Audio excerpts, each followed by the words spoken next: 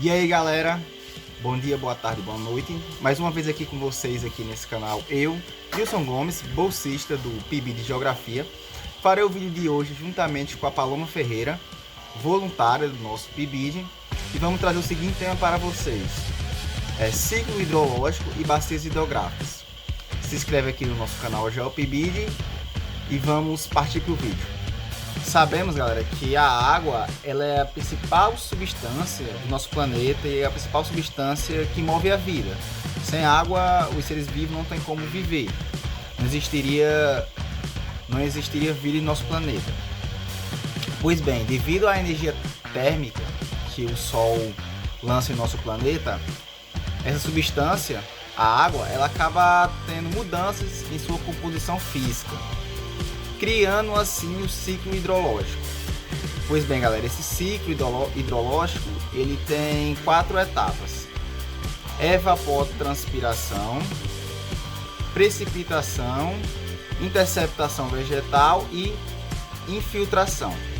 Bom, pessoal, vamos falar aqui da primeira etapa do ciclo hidrológico, que é a evapotranspiração, que no caso é a evaporação da água dos rios, dos oceanos, dos lagos, ou seja, os raios de sol, os raios de calor, a energia solar, ela atingem a água dos rios, dos oceanos, dos lagos, fazendo assim essa evaporação.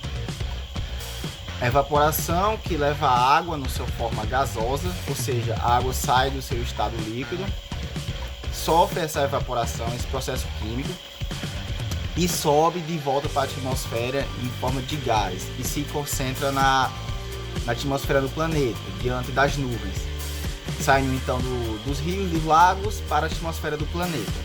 A nossa segunda etapa é da precipitação, que nada mais é que já é a água concentrada nas nuvens. Saímos da primeira etapa, da evaporação, que a água sai do seu estado líquido para o gasoso, a água sobe devido ao calor até a atmosfera, e o processo seguinte, a água volta para a superfície terrestre em forma de chuva, de neve ou de granizo. Então essa é a nossa segunda etapa do ciclo. Temos a terceira etapa do ciclo hidrológico, que é a interceptação vegetal, que nada mais é do que as plantas, por meio das suas raízes, elas acabam sugando a água da chuva, a água do solo para si própria, acabam intervindo essa água para elas. E depois há de novo aquele processo da evaporação e a água volta para o segundo processo, que é a precipitação.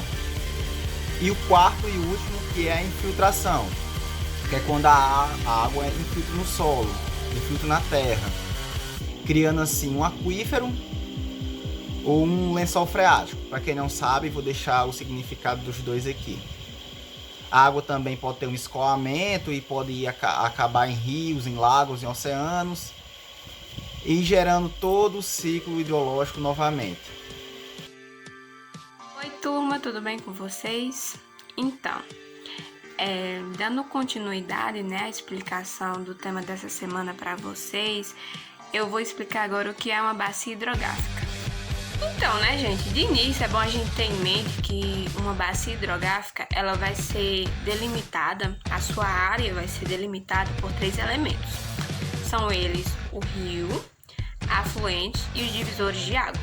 Nessa questão é bom a gente entender que esses 3 elementos vão ser uma espécie de sistema natural que vão agir de forma interligada.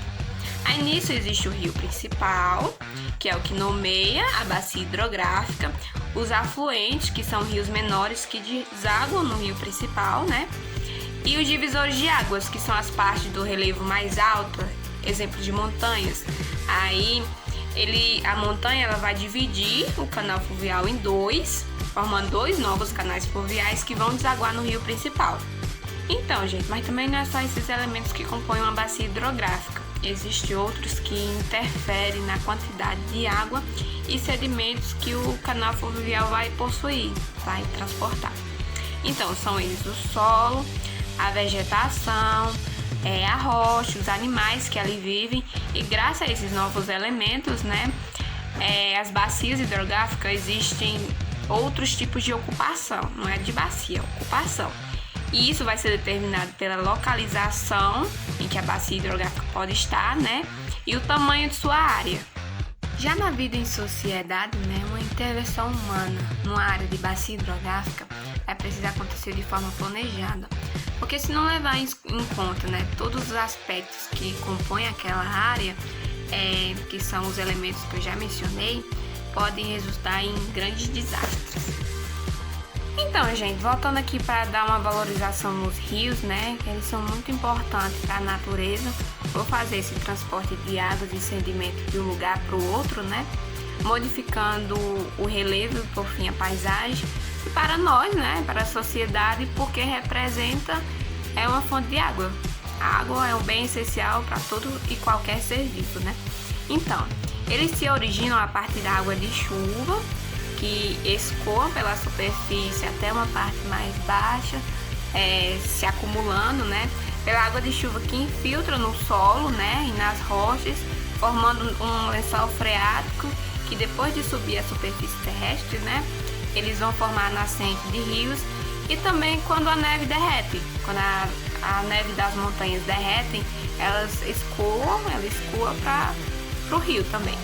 Então nisso vai existir 3 tipos de rio. Tem o efêmero, que é aquele que só comporta água quando está chovendo. Tem chuva, tem água. Não tem chuva, não tem água. Então tem o intermitente, que é o médio, né? Ele comporta água 50% do ano. Naquele período de chuva, ele fica comportando água por um certo tempo. Mas quando chega já no período de estiagem, né, ele já seca. Então, 50% do ano ele tem chuva, os outros 50% ele tem chuva, viu? Ele tem água, aí nos outros 50% ele seca. Então, e o perene, que é aquele que possui água independente do período. Ele vai possuir água o ano todo. Ele não seca. Obrigada, gente, por ficarem até aqui. Nos siga nas redes sociais, o nosso canal é GeoPV, no Instagram, que também é GeoPV, e no Spotify. Até a próxima!